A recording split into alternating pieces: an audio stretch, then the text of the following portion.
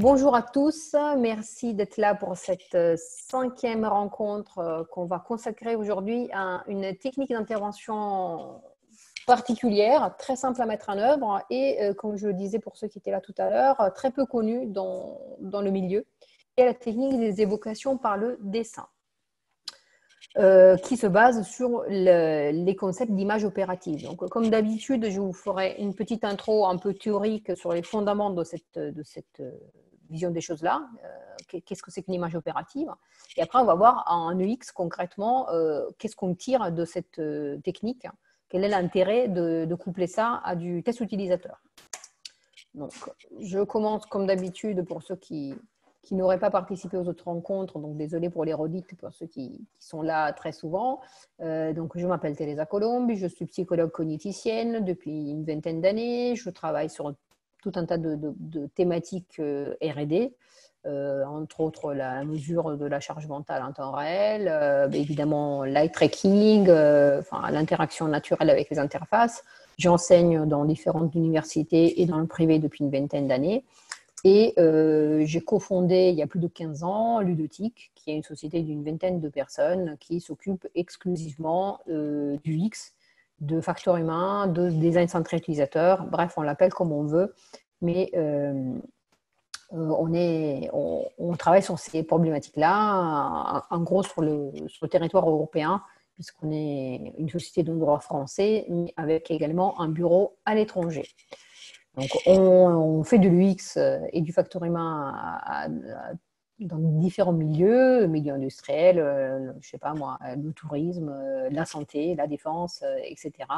Donc, tout ce que je vous raconte depuis 5 webinaires est basé sur nos expériences concrètes de terrain, sur nos retours, sur nos projets, même si évidemment j'ai très souvent levé les noms des clients parce que ça n'a pas forcément un intérêt particulier.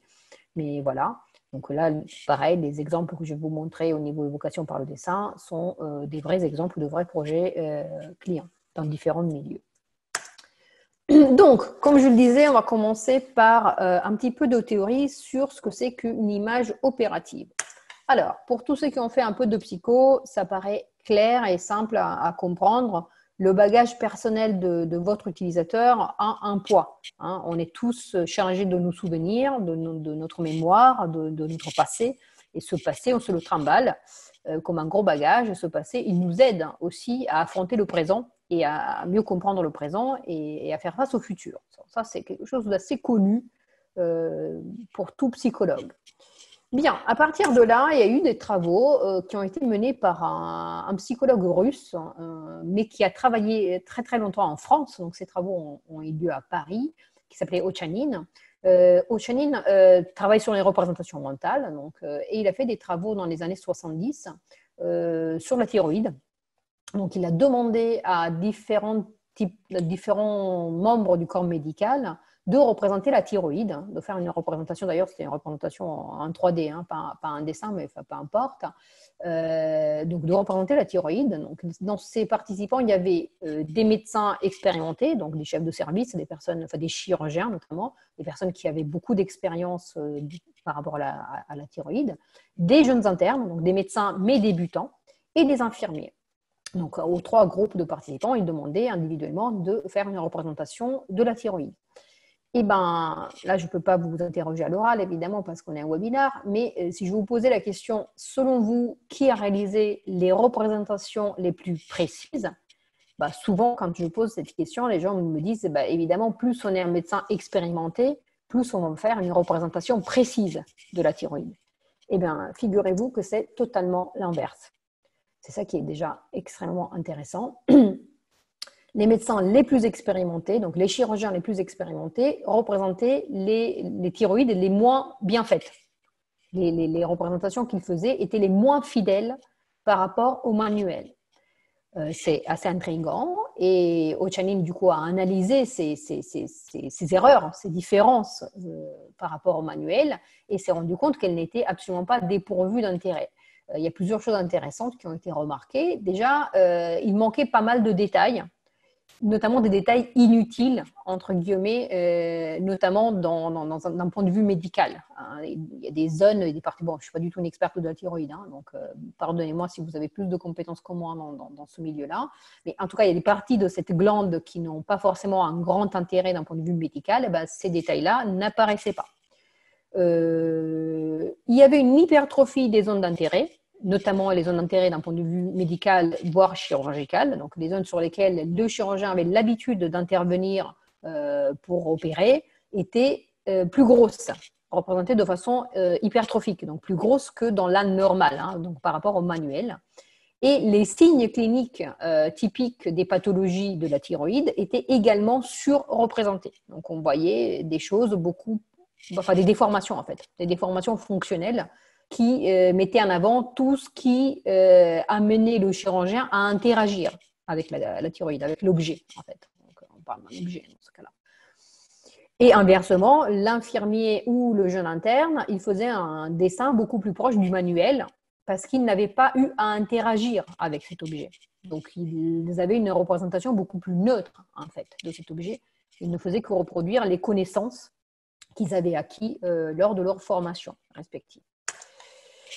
Donc ça nous fait penser à la problématique des images mentales. Hein. Donc ce qu'il y a derrière ça, c'est rien de nouveau, c'est la problématique de comment je me représente le monde et comment cette représentation va m'aider à interagir avec le monde. Donc là aussi, j'ai ressorti des vieilles planches qui faisaient partie des cours que j'avais eus justement en Italie il y a plus de 20 ans.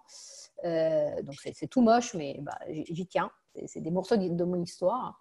Dans lequel on voit quelqu'un qui pose une question dans la rue, qui est comment on va à Central Square, et en fonction de comment cette personne va être habillée, la réponse va être différente, alors que Central Square est toujours au même endroit. Mais le concept derrière ces planches, c'est si je donne l'impression à mon interlocuteur que je suis quelqu'un qui vit en ville, qui du coup connaît les arrêts de métro, connaît un petit peu la géographie de la ville, etc., je vais avoir un certain type de réponse, très succincte. Hein. Vous prenez le métro et c'est le premier arrêt, point barre. Si je donne l'impression d'être quelqu'un qui vit à la campagne, ça qui est un peu rigolo parce qu'on a du mal aujourd'hui à comprendre le sens de ces planches, mais en tout cas, si je donne l'impression de venir de l'extérieur de la ville, la même réponse va demander beaucoup plus de détails. Parce que notre interlocuteur va se dire, bah, il ne sait même pas où est le métro, donc il faut que je lui explique comment avancer. Voilà, donc ça, c'est quelque chose qu'en tant qu'humain, on fait spontanément. On s'adapte à notre contexte, hein, à notre interlocuteur, et on réagit aux stimuli de notre environnement en fonction de l'image mentale qu'on s'en fait. Donc, l'image mentale d'un citadin n'est pas la même image mentale qu'un campagnard. Donc, on va s'adapter en fonction de ça. Donc, il y a des travaux en psycho depuis des décennies qui se concentrent sur ce genre de choses. Donc, ces vieilles planches. Et en UX, on s'y intéresse aussi. Il y a des études, je vous ai mis un lien qui est assez sympa, c'est un petit article pas très long mais assez bien fait, qui vous parle justement de modèle mental et de la différence justement qu'il y a entre le modèle conceptuel d'un site tel qu'il est dans la tête du concepteur et le modèle mental que l'utilisateur s'en fait. C'est souvent une des problématiques, une des difficultés que rencontrent les développeurs quand ils interagissent avec les utilisateurs, c'est qu'ils pensent parler de la même chose.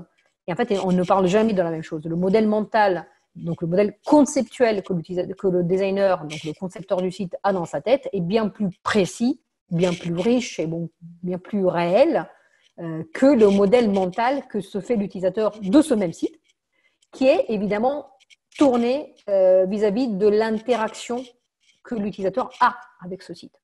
Donc, ça explique pas mal les incohérences que l'on a dans la compréhension de nos propres end-users, puisqu'on ne partage pas la même vision mentale de l'interface. Pareil, il y a d'autres travaux très connus pour ceux qui ont fait un peu du facteur humain, hein, j'en reviens toujours à la même chose, ceux qui sont plutôt côté ergonomie cognitive, etc., ont connaissance de tout un tas de littérature et de travaux évidents sur justement les représentations mentales. Côté UX, c'est un peu plus léger. Et justement, la technique des évocations par le dessin n'est pas du tout connue. Mais par exemple, au niveau des travaux historiques qu'il y a sur les contrôleurs aériens ou sur le domaine aérien en général, on a pu creuser cette problématique de vision des choses. Donc, si vous prenez un pilote et vous lui demandez de vous décrire un avion, vous allez avoir une description, mais totalement différente de la description qui va vous faire un personnel navigant commercial, donc une hôtesse de l'air, en gros. Parce que pour le pilote, tout ce qui compte, c'est son cockpit. Donc, il va vous donner une multitude de détails sur comment lui il va se servir de l'avion. Donc, lui va totalement négliger la cabine, alors que l'hôtesse de l'air va complètement négliger le cockpit. Pourtant, on parle de la même chose. Hein. On parle d'un avion. Et si je vous demandais, vous, en tant que passager, parlez-moi d'un avion ou décrivez-moi un avion, vous me donnerez encore une autre vision des choses. Donc, un même objet, en fait, n'a rien de réel, rien d'objectif. Ça, tous les psychologues le savent, rien n'est objectif. Il n'y a que la perception individuelle et totalement personnelle de l'objet en question que nous-mêmes, nous faisons. Donc, ma perception est différente de la vôtre, qui est différente encore de celle de quelqu'un d'autre, etc. Et qui est profondément influencée par la façon que l'on a d'interagir avec cet objet. Que ce soit un avion, une thyroïde ou un site Internet, une interface quelconque. Donc, pour terminer donc, sur les images opératives et sur la théorie, quelles sont les caractéristiques de ces images? Qu'est-ce qu'on peut en retenir qui peut nous servir pour mieux comprendre nos utilisateurs en termes d'interface homme-machine? Ce sont des images qui sont laconiques, c'est-à-dire il manque pas mal de choses. Ce sont des images qui sont orientées à la tâche, orientées à l'interaction, influencées par la façon que l'on a de toucher ou d'interagir ou d'échanger avec le produit ou le service ou l'objet en question. Donc ça, c'est très important. Et on constate donc régulièrement une déformation fonctionnelle, que ce soit sur l'avion ou sur la thyroïde. On voit bien que ce qui compte est surestimé de la part de ce participant-là, surestimé par le pilote, surestimé par le test de l'air, etc. Et ce qui a peu d'importance, soit n'apparaît pas, soit est réduit, changé de position, changé de nom, etc. Donc, toutes ces modifications, comme l'avait déjà remarqué Ochanine dans les années 70, sont très intéressantes et nous permettent d'accéder à la représentation mentale réelle que l'utilisateur a de cet objet, de ce service. Donc, au lieu de lui poser des questions sur qu'est-ce que tu as compris de cet objet, le fait de le faire dessiner cet objet, de lui faire représenter cet objet, peut nous donner accès à ces mêmes informations sans passer par le biais du verbal et du coup par le biais de la rationalité qui va s'imposer si on doit expliquer quelque chose à quelqu'un d'autre. Donc, j'en arrive à ma deuxième partie, qui est du coup l'utilisation de ces notions et de ces concepts en UX, ce qui passe par du dessin, tout simplement. Donc, comme je le disais pour ceux qui étaient là depuis le début, depuis une vingtaine d'années, moi, j'utilise assez souvent cette technique. Donc, du coup, chez Ludotique, on s'en sert assez souvent. Je l'ai apprise à mes collègues. Donc souvent, après avoir fait naviguer la personne sur un site internet ou après lui avoir fait utiliser le jeu vidéo, le logiciel ou peu importe ce qu'il a vu pendant l'interaction, on lui demande de faire une représentation qui peut être plus ou moins guidée ou plus ou moins orientée, etc. Je vais revenir sur les détails. Mais en tout cas, cette représentation va nous permettre plusieurs choses. Va nous permettre d'évaluer le degré de compréhension des contenus, parce que plus le dessin est riche, plus on pourra accéder au fait à la certitude que la personne a compris ce qu'on lui montrait, elle a retenu des choses, elle est capable de représenter des choses qui ont du sens, qui étaient bien présentes dans l'objet réel, donc dans l'interface en question. Mesurer l'intérêt par rapport au contenu, parce qu'une fois de plus, justement, ce qui a du sens est représenté, ce qui n'a pas de sens pour la personne ne sera pas représenté.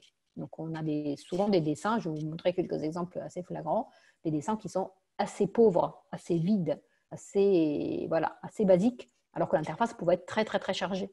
Alors, je ne sais plus si j'ai mis cet exemple par la suite, je ne pense pas, parce qu'il y en aurait 1 million à mettre, mais ça nous est même arrivé une fois, après des tests qui duraient extrêmement longtemps, des tests qui ont duré 1h30 par participant, parce que l'interface était vraiment très compliquée à naviguer.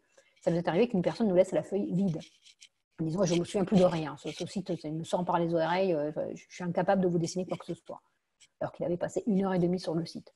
Donc, c'est pour vous dire à quel point ce genre de représentation peut vraiment vous donner accès à à la compréhension de l'intérêt que la personne apportait vis-à-vis de ces contenus. Là, le site était vraiment compliqué, fatigant, la personne n'avait aucun intérêt à y passer du temps dessus, donc elle l'a fait parce que c'est un test, donc la personne fait ce qu'on lui demande de faire. Par contre, quand on essaie d'accéder à son souvenir, justement, ce qu'elle a vraiment retenu, et là, c'est le néant. Et cette information-là, elle est d'importance capitale en termes d'UX. Parce qu'en plus, on saute la problématique de la question directe. Parce que peut-être que si on lui avait demandé « Est-ce que vous avez trouvé ce site intéressant ?», il aurait peut-être modéré un petit peu ses propos. Parce que ce n'est pas très, très gentil de dire « Écoutez, j'ai rien compris, ça ne m'a pas du tout intéressé, ce n'est pas du tout pour moi, etc. » Par contre, quand on demande de faire une représentation graphique et qu'elle est vide, ben là, effectivement, c'est sans appel. Donc, je vais vous montrer pas mal d'exemples. Déjà, première chose, c'est la problématique fondamentale, c'est qu'est-ce qu'on fait de ces dessins. Donc, on a des gribouillis de ce type-là. Qu'est-ce qu'on en fait? Parce que c'est bien beau de demander à faire des représentations graphiques, et la problématique, c'est de pouvoir les traiter. Pour moi, il y a deux aspects importants à prendre en compte. Un, c'est le rappel spatial. Est-ce que les choses sont au bon endroit par rapport au réel? Donc là, je pense que tout le monde reconnaît une page web. Hein. Ça ressemble quand même à une page web. Dans l'exemple précédent, là, la personne nous a... C'était un test sur mobile. C'est vrai, je ne vais pas détailler. C'est un test. Donc là, la personne a représenté des écrans de téléphone. Et ça, c'est un plan d'avion dans lequel il y a des emplacements, des sièges. Donc là, la personne a représenté 4 fois la même chose pour montrer qu'elle avait scrollé le plan. Donc là, on laisse la personne totalement libre aussi de sa prise, de ses choix artistiques, on va dire, de sa façon d'interpréter la consigne. Donc, on peut tout à fait avoir des dessins un peu particuliers. Donc là, on reconnaît clairement une interface web. Donc, on a, donc je vous disais, la problématique du rappel spatial. Enfin, ça, c'est vraiment ma façon d'interpréter les données. Hein. Je ne vous dis pas qu'il n'y en a pas d'autres, mais moi, je fonctionne comme ça. Et comme je le disais, il y a très peu de gens qui utilisent cette technique. Donc, je n'ai pas pu vraiment me confronter à d'autres personnes qui l'utilisent pour avoir leur feedback. Donc, moi, je vais regarder si les choses ont à peu près la bonne position, ce qui n'est pas forcément toujours le cas. Et si les choses utilisent le bon wording, ce qui n'est pas forcément toujours le cas. Donc, plus les choses sont au bon endroit, au sens de l'endroit réel dans lequel les choses étaient sur l'interface, et plus les choses utilisent le même wording que l'interface, plus on peut se dire que cette représentation est simple et claire et évidente pour l'utilisateur. Donc, il en a retenu quelque chose qui est assez proche de ce qui était à retenir, en fait. Il y a un menu, sur mon site, ils vendent des produits régionaux, il y a des fromages, etc., etc., etc. Donc ça, typiquement, c'est une représentation qui, pour moi, est très rassurante. On est face sûrement à une personne qui était à l'aise sur ce site et qui n'a pas vraiment éprouvé des difficultés ni de compréhension des contenus, ni de navigation, parce que même si elle ne se souvenait pas de ce qu'il y avait comme menu ici, elle a juste écrit menu, elle avait compris qu'il s'agissait d'un moyen de navigation, idem cet élément sur le côté. Donc ça, c'est une très bonne représentation. Suite à ça, moi j'ai tendance à faire moi j'aime bien les chiffres pour ceux qui me connaissent, j'aime bien les stats et j'aime bien le quantitatif. Et là on part de gribouillis, donc faire du quantitatif à partir de gribouillis, c'est pas forcément évident, mais moi j'essaie d'en faire des tableaux synoptiques. Donc je vais tout simplement compter les occurrences de tous les éléments clés de l'interface. Donc là, on était sur un test que je vous montrerai un tout petit peu tout à l'heure à une liste d'exemples. Donc, il y a un logo d'une marque. Donc, on va aller voir sur les 16 participants combien ont représenté le logo de la marque. Donc, pour avoir un minimum d'input quantitatif. Donc, quand on voit 11 personnes qui vous représentent un élément, mais seulement un qui vous parle de telle ou telle info ou 4 qui vous montrent telle ou telle donnée, ça peut vous donner des informations sur l'intérêt justement de telle ou telle donnée ou sur le degré de compréhension de telle ou telle donnée. Là, typiquement, quand on prend un petit peu l'habitude d'interpréter ce genre de dessin, on peut même en déduire le degré d'expertise de nos participants. Là, il y avait une zone qui proposait un taux de crédit, un taux fixe, un taux d'appel pour faire du prêt, sur un site de crédit. On a 14 personnes sur 16 qui ont représenté cette zone. Clairement, on est face à des gens qui savent ce que c'est qu'un crédit et un TEG. TEG, ça reste un terme technique. Donc, quand on a autant de personnes qui utilisent ce terme-là, c'est qu'ils sont à l'aise dans ce domaine-là. Ce qui correspondait effectivement au profil des participants qu'on avait choisi. C'était toutes des personnes qui avaient déjà fait appel à des services, pas forcément de cette marque-là, mais de crédit à la conso, de crédit personnel, immobilier, etc. Donc voilà, là vous avez un autre exemple. On peut essayer aussi de faire des nuages de mots pour montrer les mots qui apparaissent le plus souvent sur l'interface. Et pareil, là, on peut en tirer aussi des conclusions. Est-ce que c'est le mot pub qui est le plus marquant, ou est-ce que c'est un mot particulier sur un modèle de véhicule, par exemple, ce qui serait potentiellement plus intéressant et plus valorisant pour le site en question. Voilà quelques exemples un peu plus en détail. Donc, j'ai pris un exemple jeu vidéo et un exemple web pour vous montrer qu'on peut faire de l'évocation par le dessin sur à peu près n'importe quel support, peu importe. Tant qu'il y a une interaction avec quelque chose, la personne peut vous faire une représentation graphique. Ça peut être même un service ou un lieu physique. Il n'y a aucune limitation à ce niveau-là. Donc là, je vous ai mis sur la gauche un exemple de dessin et sur la droite, l'interface réelle. Donc là aussi, je choisis un exemple très positif d'une représentation qui non seulement a un niveau artistique absolument exceptionnel, parce que là, la personne, clairement, savait très bien dessiner. Ce n'est pas le cas de tout le monde, mais on s'en fiche. Mais surtout, c'est très rassurant de voir quel genre de détails ont été représentés. Donc, il y a deux choses en particulier que je voulais partager avec vous par rapport à ce dessin. Un porte sur les hypothèses qu'on avait au niveau expérimental. Donc, le jeu en question était un jeu de tennis assez poussé, assez complexe à maîtriser. Et les concepteurs se demandaient si les jauges qui étaient présentes sur l'écran étaient réellement vues et étaient réellement comprises et utilisées à bon escient par le joueur. Je ne vais pas rentrer dans les détails, mais c'était assez technique, l'exploitation de ces jauges. Et les développeurs n'avaient pas de certitude quant à l'utilisation réelle de la part des joueurs. Et le fait de voir des dessins aussi proches de la réalité, c'est très rassurant. Ça veut dire que les joueurs arrivent à comprendre, même des novices, parce que là on est sur un groupe de novices, arrivent à comprendre et se servir très correctement de ces jauges de puissance. Donc ça, une fois de plus, ça peut nous réconforter ou pas, là, le cas échéant, ça va nous réconforter sur les choix d'interface, les choix même de gameplay qu'on aurait pu mettre en œuvre dans le jeu. Dans la plupart des dessins, ces jauges étaient représentés. Bon, là, il est vraiment précis, le dessin, c'est presque une photo de la réalité, mais dans la plupart des dessins, c'était quand même assez bien fait, donc on a pu rassurer nos clients en disant, ne vous inquiétez pas, les joueurs ont bien compris l'intérêt de ces jauges et s'en servent correctement. L'autre petit détail qui apparaissait dans pas mal des dessins, même si c'était à plusieurs endroits, c'est ça. C'est le logo de Lacoste, qui n'apparaissait pas dans la réalité, ou en tout cas apparaissait à d'autres endroits de l'interface que celui-ci. Et c'était très intéressant, ça on l'a constaté dans plusieurs tests sur jeux vidéo. Sur du site internet, les pubs nous saoulent, donc on a rarement envie de les représenter. Dans du jeu vidéo, au contraire, un élément comme celui-ci rajoute du concret, rajoute du réalisme. On est sur un jeu de tennis, on connaît clairement les sponsors typiques du tennis. Ça peut être BNP Paribas, ça peut être Lacoste. Donc le fait de représenter ces sponsors, voilà, ça veut dire qu'on les a remarqués, qu'on les a appréciés et qu'on veut qu'ils fassent partie du décor, au point, dans le dessin en question, de les surreprésenter. Parce que ce logo n'était pas sur cet élément-là, il n'était pas sur la chaise de l'arbitre. Il était sur des éléments de décor et on le voyait pendant les cinématiques.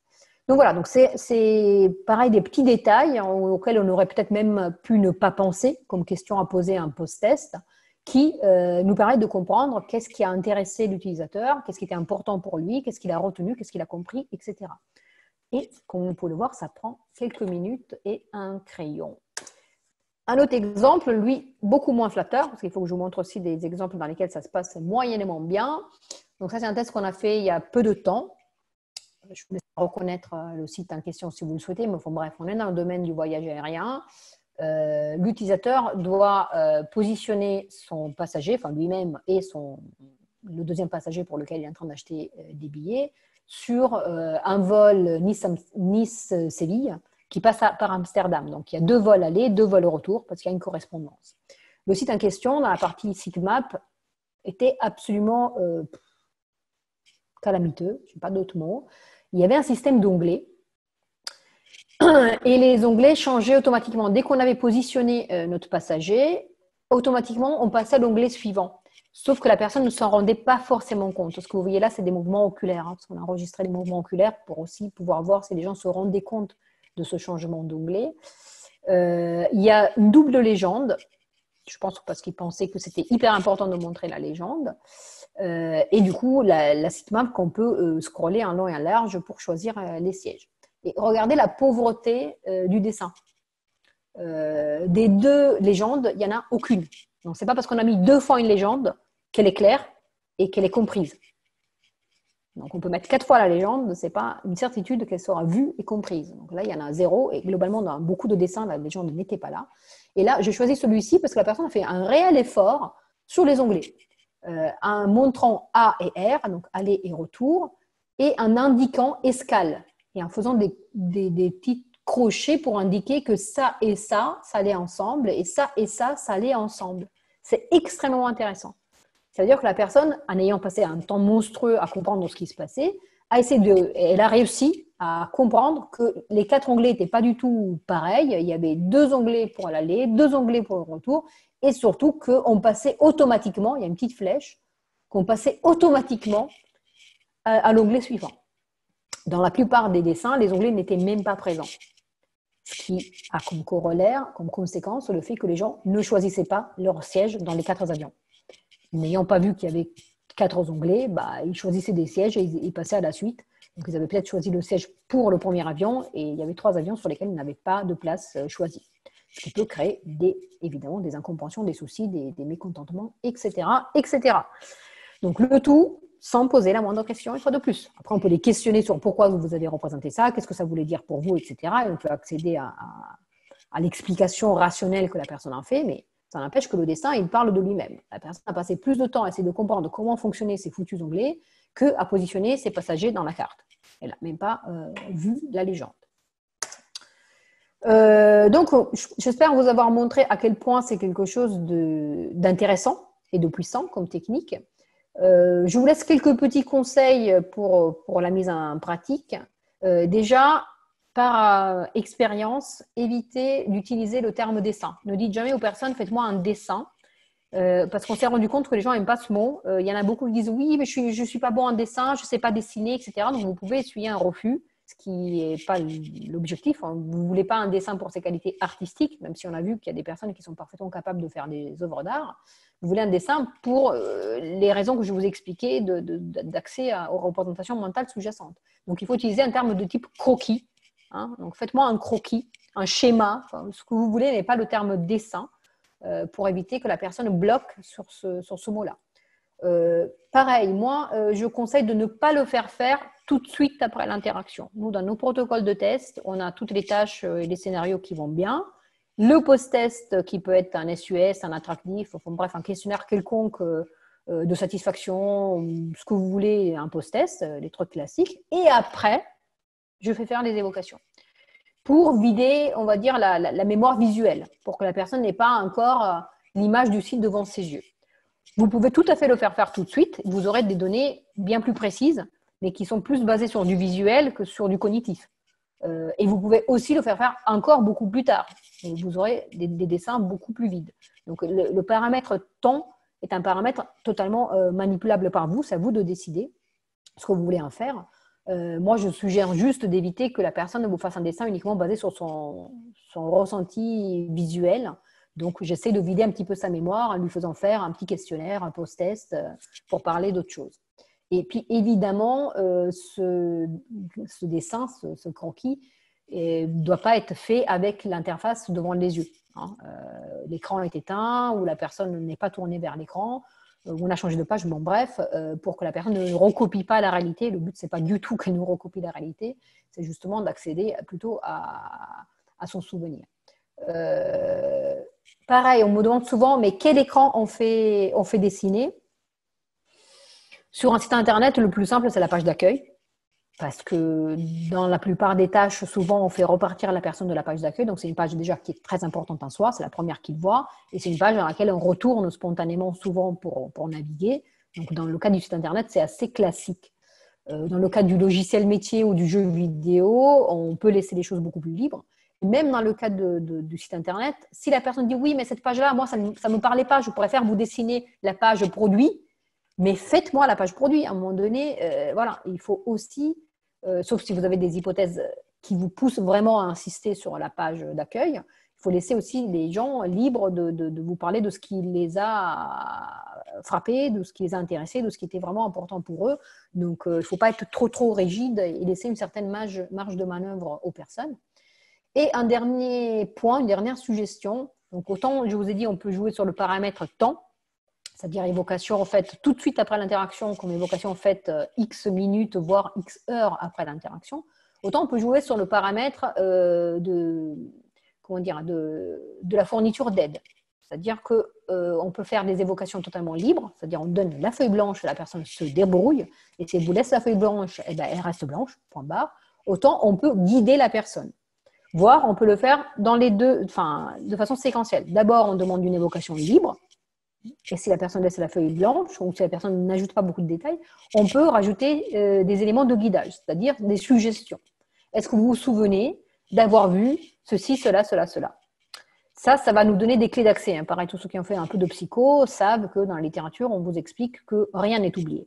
Ce qu'on perd, ce n'est pas le souvenir, c'est la clé d'accès au souvenir. Le souvenir, il est quelque part dans notre tête. Le fait qu'on perde la clé d'accès, ça veut dire que ce souvenir, il n'est pas si important que ça. Mais il est quand même quelque part dans notre cerveau, disent les études.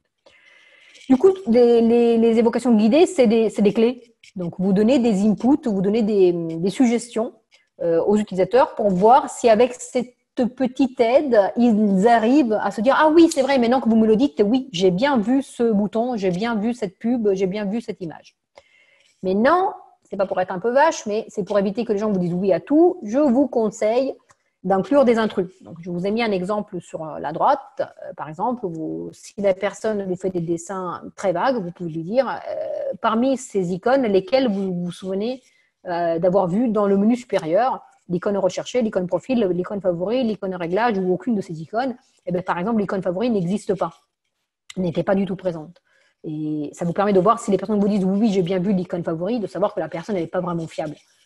Donc là, c'est un gros, elle vous répond un peu au pif. Donc ces dessins, ces souvenirs à évoquer ne sont pas forcément des bons souvenirs. Pareil, tout bon psychologue sait que l'interprétation des souvenirs est sujette à beaucoup de précautions parce que les souvenirs peuvent carrément être inventés et en toute bonne foi. On peut s'inventer des souvenirs sans se rendre compte qu'on les invente. Donc, le fait de mettre des intrus permet de savoir à quel point la personne est fiable. S'il vous dit oui, il y avait le bouton recherché, oui, il y avait le bouton profil, mais il n'y avait pas les favoris, peut-être qu'effectivement, elle avait un peu de mal à s'en souvenir librement, mais avec un peu d'aide, quand même, ces boutons-là, elle les avait quand même vus et compris, puisqu'elle est capable de dire oui, il y avait bien un bouton recherché. Donc, pour conclure là-dessus, j'espère vous avoir montré que c'est une technique assez intéressante et assez facile à mettre en œuvre. Donc, avantages et limites pour résumer, pour conclure, l'exécution est très rapide. Une feuille de papier, des crayons. Si vous êtes confiné ou si vous faites des tests en remote, il faut tout simplement dire à la personne en avance de phase de se préparer avec du papier et des crayons pour qu'elle n'ait pas besoin d'aller les chercher, perdre du temps, etc. Donc, ça prend vraiment 2 minutes. Il ne faut pas laisser la personne 20 minutes faire un dessin. Au bout de 2 minutes, voilà, c'est plus du tout spontané, c'est plus du tout possible. Je vois qu'il y a des personnes qui lèvent la main. Je vous réponds dans 2 minutes. Hein. J'ai presque fini. C'est juste pour ne pas couper l'exposé, mais on est là pour les questions, bien évidemment.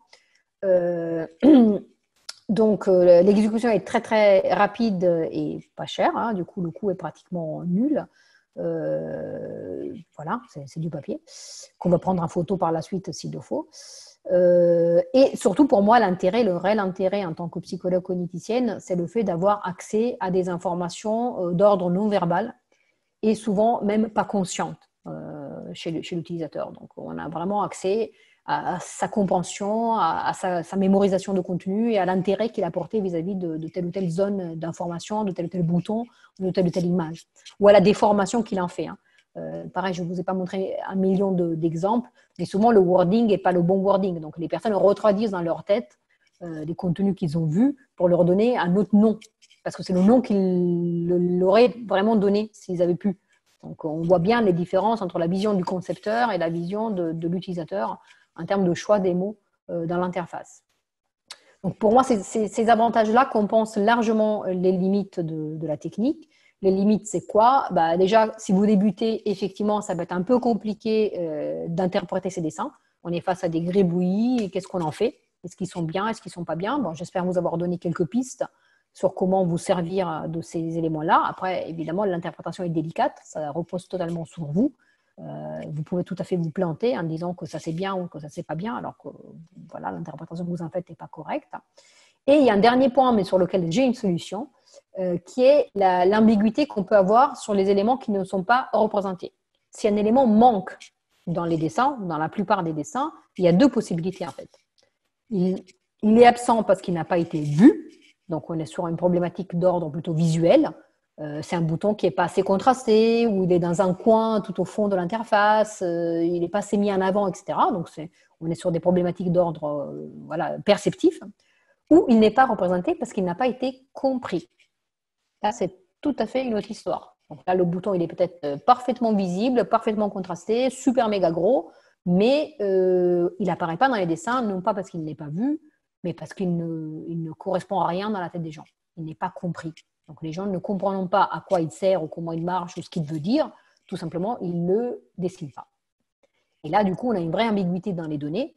Mais la solution que j'ai pour cette ambiguïté-là, c'est l'eye tracking.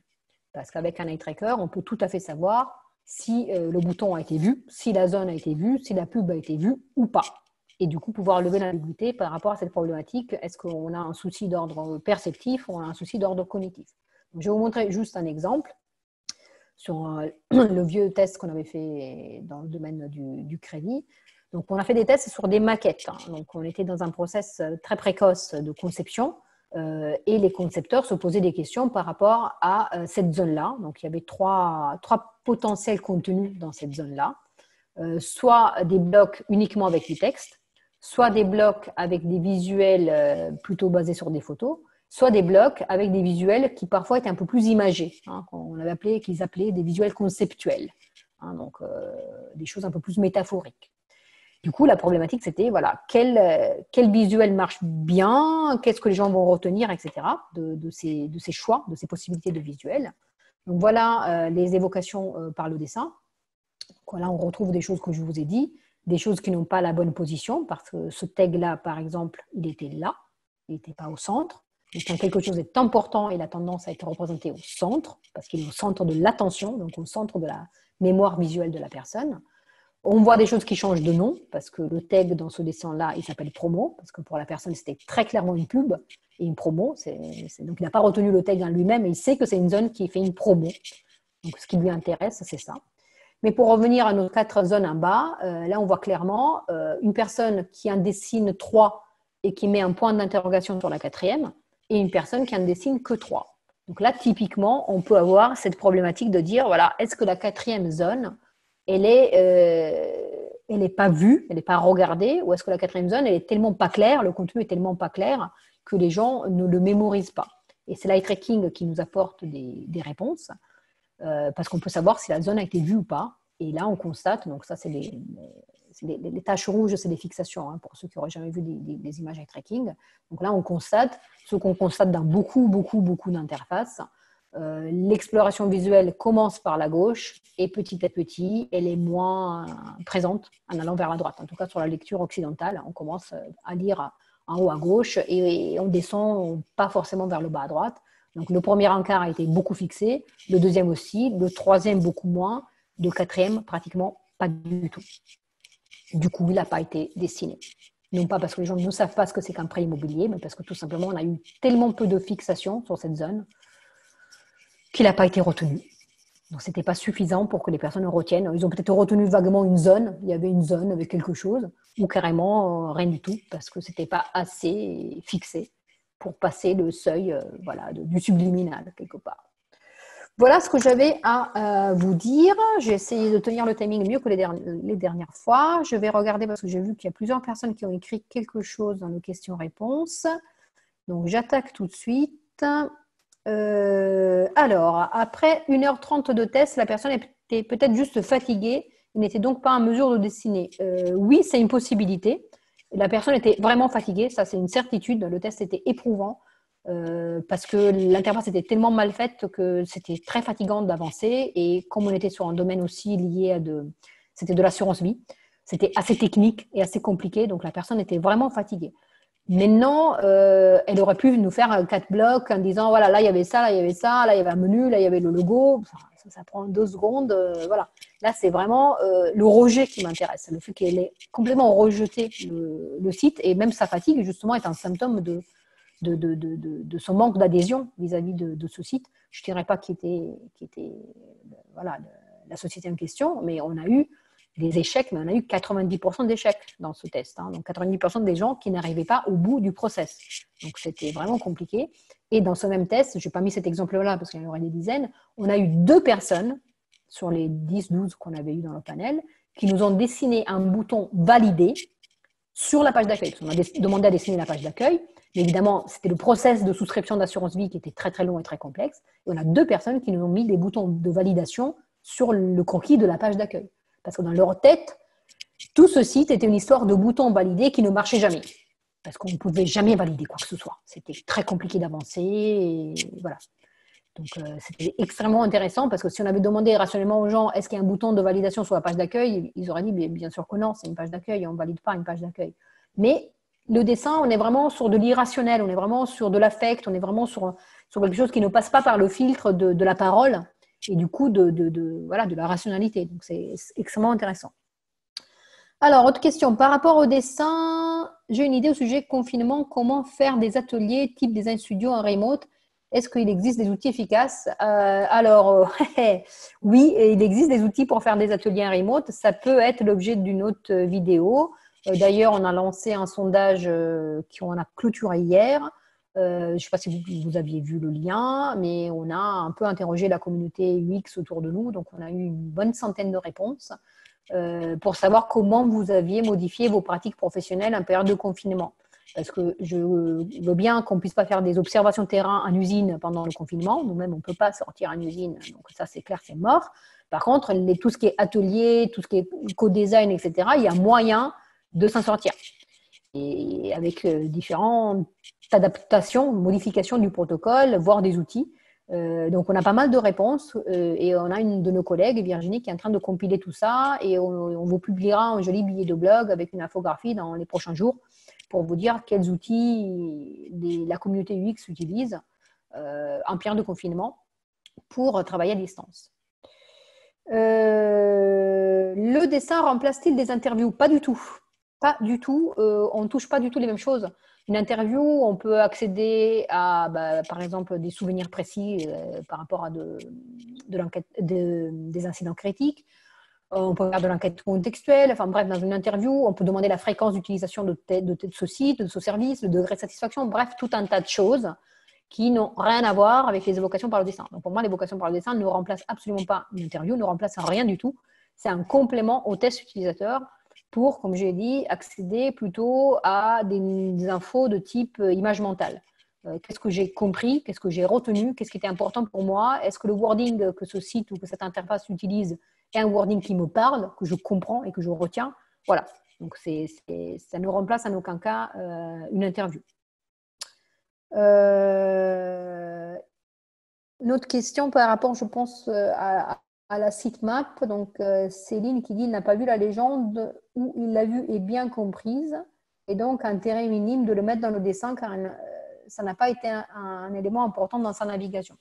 Alors, c'est important de parler de ça. Normalement, nous, dans la consigne, on leur dit de faire le croquis le plus précis possible, de représenter tout ce qu'il a vu dans l'interface.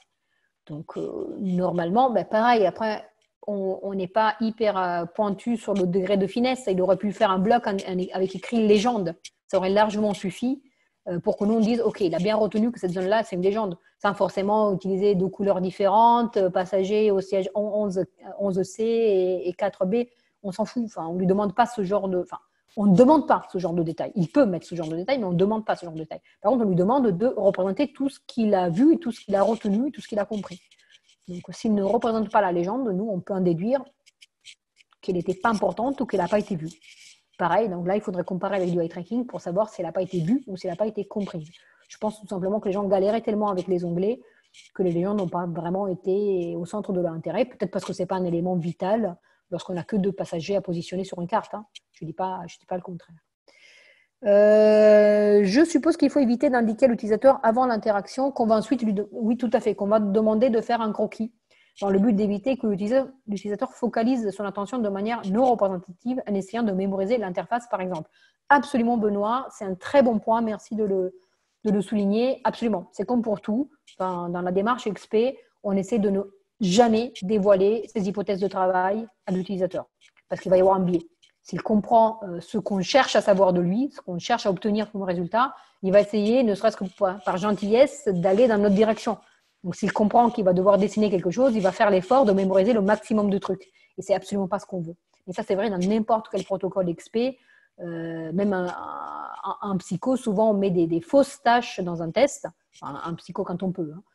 Pas un UX, mais enfin, un psycho, en tout cas, on met souvent des fausses tâches dans un test pour justement noyer le poisson et que la personne ne comprenne pas ce qu'on cherche à étudier, parce qu'autrement, elle abonderait dans notre direction. Donc oui, effectivement, jamais dire à la personne qu'elle va faire un croquis. Donc si on lui dit de préparer papier et crayon, on lui dit juste de préparer papier et crayon. On ne lui dit pas parce qu'on vous demandera de faire un croquis à l'issue du test. Il y a encore pas mal de questions, j'espère arriver à tout prendre. Comment tu gères vous avez vu les intrus? Non. Tu leur dis que c'était un piège? Non, pas du tout. Je leur dis absolument pas que c'était un piège. Je leur dis, voilà, est-ce que vous vous souvenez de ça, ça, ça, ça, ça? S'ils disent non, ok. Ils n'ont pas besoin de savoir que c'était un piège. Sauf si la personne pose une question et qui dit, mais est-ce que vous êtes vraiment sûr? Parce que moi, je suis certain de ne pas avoir vu ça. Mais comme on est en évocation guidée, normalement, la personne n'est pas certaine du tout de ce qu'elle a vu ou pas vu. Donc, si d'un coup, elle me dit, mais attendez, mais c'est quoi cette histoire d'icône favori? Je suis sûre qu'elle n'était pas là. C'est qu'elle vous a menti avant. Donc, il y a quand même un truc bizarre qui peut être tout à fait intéressant, mais la plupart du temps, quelqu'un qui ne se souvenait pas des icônes, il ne va pas vous dire d'un coup, cette icône-là, je suis sûre qu'elle n'était pas là, donc vous m'avez posé un piège, c'est un intrus, etc. Donc, il ne vous pose tout simplement pas la question d'est-ce que c'était un intrus. Ils ne savent pas qu'il y a des intrus dans la liste, point barre. C'est pas méchant, hein. Donc, on manipule un peu les gens, mais on en a bien besoin. Et c'est pas du tout. Enfin, il n'y a aucun inconvénient pour eux. Est-ce que cette technique peut être utilisée avant la conception d'une solution pour avoir quelques pistes à propos du modèle mental d'un utilisateur? Avant la conception. Avant la conception, ça ne sera pas de l'évocation par le dessin, ça sera de la conception participative. Ça, c'est des choses qu'on peut faire, tout à fait. On donne des morceaux d'interface prédécoupés, voire on présente des morceaux de papier vides pour que les gens fassent leur truc, ils fassent leur collage d'interface. Ça, c'est une technique qui existe, mais sauf si on fait appel à un ancien site, une ancienne version qu'il pourrait avoir en mémoire, mais non, pour moi, non. Là, si on demande à concevoir quelque chose de nouveau, on n'est pas du tout sur du souvenir. On n'est pas du tout sur de la compréhension ou du modèle mental de l'existant. On est sur du modèle mental de ce qu'on voudrait bien avoir. Donc, c'est totalement une autre tâche. Mais oui, on peut faire dessiner les gens sur ce qu'ils aimeraient avoir, hein. Après, les dessins, une fois de plus, sont souvent pas à prendre au pied de la lettre, parce que, voilà, les gens ne sont pas forcément des concepteurs IHM. Mais oui, on peut les faire dessiner, mais ça ne sera pas de l'évocation par le dessin. N'est-il pas dangereux d'interpréter nous-mêmes? L'utilisateur n'est-il pas le mieux placé, je suppose, pour nous dire ce qui l'a amené à dessiner de cette manière? Oui, de toute façon, on pose des questions. C'est-à-dire, quand on fait faire l'évocation par le dessin, quand on leur demande de faire le croquis, après, on le commente un tout petit peu ensemble. On ne le prend pas et on le met dans un dossier en disant merci, au revoir. Il y a quand même un petit temps de débrief. C'est bien aussi, effectivement, de parler de ça pour que la personne nous illustre son dessin, qui nous explique. Par exemple, si on remarque qu'il y a le logo de Lacoste qui apparaît alors qu'il ne devait pas apparaître, on peut demander mais pourquoi tu m'as représenté ça? Et c'est là où les gens nous disent ouais, ça c'est super important. Dans les matchs de tennis, il y a toujours ça comme sponsor. Donc ça me paraissait important. D'ailleurs, il me semble que je l'ai vu à cet endroit. Vrai ou pas vrai, parfois c'est faux. Mais voilà, il me semble que je l'ai vu à cet endroit, donc je l'ai dessiné, quoi. Donc oui, il y a toujours un petit débrief qui passe par de l'entretien, quelque part, même si ça prend 3 minutes. Hein. Donc bien sûr, bien sûr. Oulala, il y en a encore beaucoup. J'en prends, allez, une ou deux. Quand plusieurs personnes déforment l'interface de la même manière, faut-il modifier l'interface pour se rapprocher de leur représentation? Ça, c'est un choix qui enfin, peut-être. Ça dépend de quel est le but. Est-ce que leurs modifications ont du sens qui, nous, en tant qu'ergonomes, nous paraît utile à exploiter? Ou est-ce que c'est juste leur souhait personnel qui n'ont pas vraiment un intérêt si on était le concepteur? Donc, en tout cas, nous, on fait part de nos résultats aux développeurs et aux concepteurs et aux propriétaires de l'interface en question. On peut faire des suggestions en disant, regardez, si on mettait telle info à tel endroit, ça passerait vachement mieux, hein, parce que les gens, dans leur tête, ils la veulent à tel endroit. C'est une suggestion. Après, nous, on n'impose rien, mais à aucun niveau, que ce soit suite à des évocations par le dessin, que ce soit suite à n'importe quelle autre forme de recueil de données. Nous, on n'est jamais en mesure d'imposer quoi que ce soit aux développeurs. Mais on peut faire des suggestions sur cette base-là, bien sûr. J'en prends une courte. Existe-t-il un livre ou un site qui détaille toute cette démarche? Ben non, justement, malheureusement, c'est ce que je disais au départ. Moi, j'ai étudié ça il y a très longtemps en Italie. J'ai juste des notes de cours d'il y a plus de 20 ans. C'est tout ce que j'ai rien de plus. Et j'ai jamais trouvé quoi que ce soit comme source, à part si vous tapez Ochanine, image opérative, vous trouverez les travaux d'Ochanine sur la thyroïde. C'est un peu loin de l'UX. Donc, je ne sais pas pour quelle raison mystérieuse, aucun de mes confrères, ni italien ni français, ne se sert de cette technique. Alors que j'ai étudié ça en Italie, et pourtant en Italie, je n'ai jamais vu appliquer, et que Ochanine a œuvré en France. Donc, je ne sais pas, je pense que c'est ce saut quantique qu'on a du mal à faire entre les études fondamentales un peu liées à de la psychologie cognitive, etc., et l'UX. Donc, nous, socio-quantique, chez Ludotique, on le fait sans aucun problème parce qu'on a les deux âmes. On fait à la fois du facteur humain et à la fois de l'UX. Donc, on arrive à faire des passerelles assez évidentes. Mais dans la pratique, en UX, non, je n'ai jamais rien vu de tel. Et c'est bien la raison de ce webinaire. C'est qu'à force de voir qu'il n'y avait rien, je me suis dit, il faut que je partage ça parce que ça me paraît utile et pertinent, facile à mettre en œuvre, hyper intéressant, ça ne bouffe pas de pain. Il faut que les gens se servent de cette technique-là. Donc, c'est bien la raison de ce partage parce qu'en gros, à part ce webinaire, vous ne trouverez rien sur Internet qui parle de ça. J'ai un billet de blog dans ma tête depuis justement 10 ans que je voudrais écrire à ce sujet. Je n'ai jamais eu le temps de le faire. Je me suis dit, le webinaire, ça m'obligera bien à parler de ça. Bon, il y a encore des questions. Je suis désolée, j'arrête parce qu'il est 10h50. On pourra en reparler séparément. Ceux qui m'ont écrit, ils ont notre adresse, donc je leur répondrai avec plaisir par mail. Je vous colle dans le chat le lien au formulaire dont je vous ai parlé en début de conf. C'est un petit sondage pour savoir si ces webinaires vous ont intéressé et si vous souhaitez qu'il y en ait d'autres. Donc, si vous souhaitez qu'on continue et si oui, sur quoi. Donc, il y a une petite dizaine de suggestions déjà dans le formulaire et vous êtes totalement libre de suggérer autre chose qui vous tient à cœur et on verra ce qu'on peut faire de ça. Donc, ce petit lien va être ouvert pendant une dizaine de jours et après, on communiquera via les réseaux sociaux. Donc, on vous invite, si vous ne l'avez pas encore fait, à nous suivre sur Facebook, Twitter, LinkedIn et YouTube, les 4 plateformes sur lesquelles nous sommes présents, pour savoir si on va continuer cette démarche de webinaire ou pas, et sur quoi, et quel jour, à quelle heure, etc. Donc voilà, donc désolée d'avoir pu prendre toutes les questions, mais il y en avait vraiment, vraiment beaucoup, et j'avais dit que j'allais essayer de tenir un petit peu le timing. J'espère que ces rencontres vous ont plu. Si oui, n'hésitez pas à nous le faire savoir via le petit questionnaire. Je vous remercie infiniment de votre présence, de votre participation, de votre intérêt et de vos questions qui sont toujours super enrichissantes pour nous. Nous, on aime bien partager avec vous, mais je suis très contente des retours très, très riches et des discussions que j'ai eues avec plusieurs personnes parmi vous par mail, par téléphone par la suite. Donc, merci pour tout ça et peut-être à bientôt pour de nouvelles rencontres. Donc, merci encore et je vous dis à bientôt peut-être. Au revoir.